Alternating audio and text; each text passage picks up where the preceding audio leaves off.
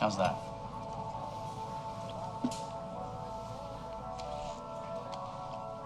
Thank you. Stop thanking me all the time. You're sucking all the fun out of it. I was at that rehab place for about a long time, months. And at a gift shop, I saw this little stuffed pig. You know, this little pit in the palm of my hand. And I really liked it. I started carrying it with me everywhere. Ever since then, I've been collecting stuffed pigs, collecting the pig and something.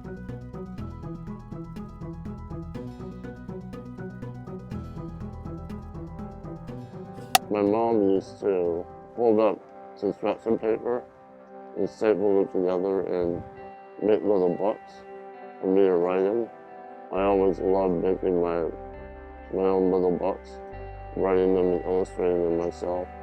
My original major was computer graphic design.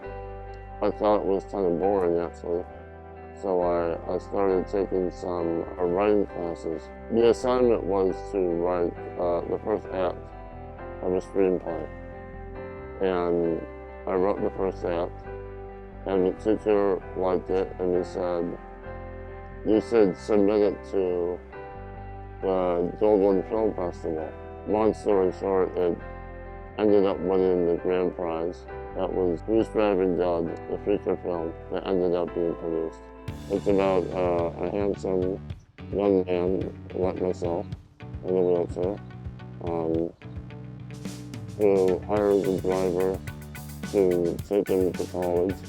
The driver ends up last minute needing to go to Vegas, but he doesn't have a car, so he needs to borrow Doug's car, go to Vegas together. The good thing about running is you can do it anywhere. You can write from a hospital bed, which I have done. My passage is talking about disability and telling stories about people that are disabled. I do feel a deep empathy and compassion for people that have grown up with similar circumstances such as myself. I think that those stories need to be told. I tend not to focus too much on the medical aspect of being disabled, because it kind of turns into what I call disability porn. People looking at the spectacle of the medical brutality of it and looking at it and going, oh, how terrible. I try to focus on the social aspects of having a chronic illness. The sort of inherent loneliness that corresponds with knowing that you're different. Rolling Romance is a short film about two young people with muscular dystrophy that go on a blind date through a dating website. A dating website specifically tailored for people with disabilities. Hey, man. All right, so let's see this girl you've been talking about. All right, now I gotta log in first.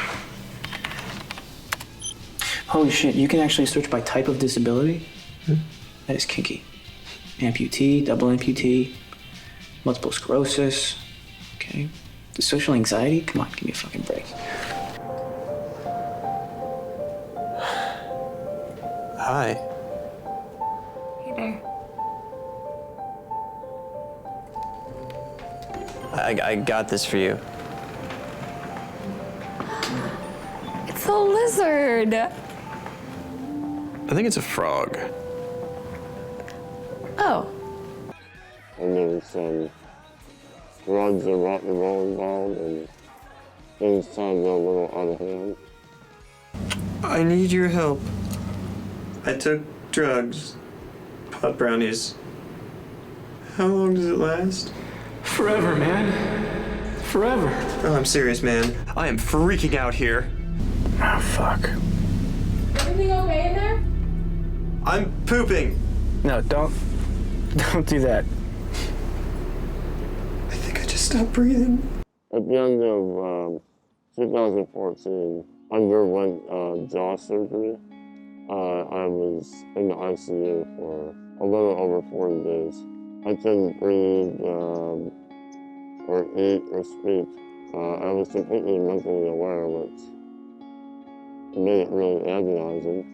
But I'm not really in the hospital that much, even though I might look like I'm in the hospital all the time. Fortunately, so far, I've been able to stay relatively healthy as far as my standards go. And my parents are awesome. They support me. My family's awesome. I have some pretty amazing friends.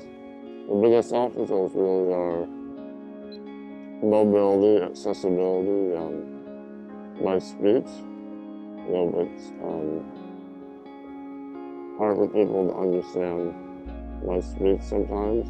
And really the social aspect, again, is the hardest for me. But there's no pill you can take for social issues. I mean, everyone feels different, but when you're so obviously physically different, it carries this whole different weight. It really builds up this sense of isolation and loneliness. That's what I tried to talk about. My latest pilot is called Mammy Phantasma. It's about a psychologist who treats paranormal beings like ghosts, vampires, werewolves. It deals with mental illness. It's really not that far off from my core themes. Discrimination is kind of a loaded word. Most people are polite and they want to help. I think the issue comes when people are not used to interacting with people with disabilities. We have very little representation in TV and film, and I think that is a kind of discrimination. But when people don't have a frame of reference on how to interact with someone that's different from them, a lot of people will choose to be non-confrontational rather than risk offending someone. So they will choose to avoid the person. I'll get the number 3, please. On the big Texas burger? What can I get for him?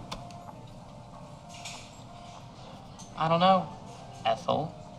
Why don't you ask him?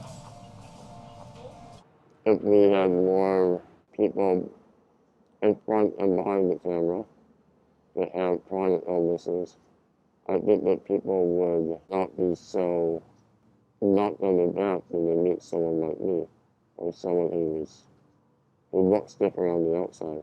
It's not unique to people with disabilities. You can say the same thing for a lot of different minorities. Want to make a lot of money and die of a drug overdose. No, but Wow. They're my babies. I like the pink ones. I know, right? Totally hot. I am a shoe whore. That's kind of ironic considering you can't walk.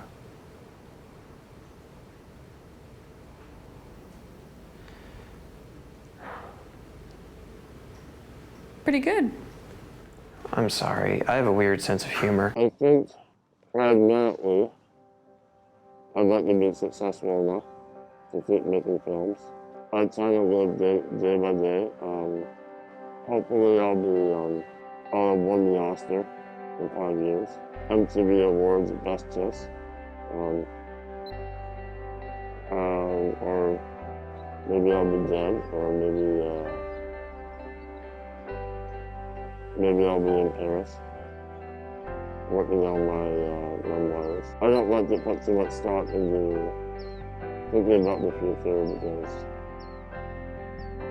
that goes back to prognosis. Doctors telling me that I wouldn't live to a certain age or whatever, and I don't have time for that. I just want to be able to keep telling my stories. I feel so fucking good right now. Nice, isn't it? Oh my god. Yes. Oh.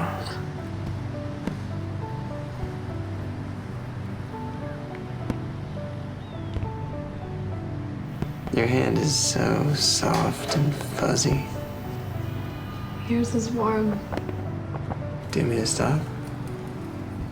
No. It's nice.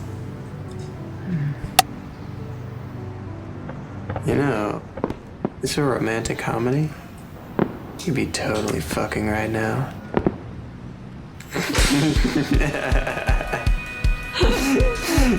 Just kidding.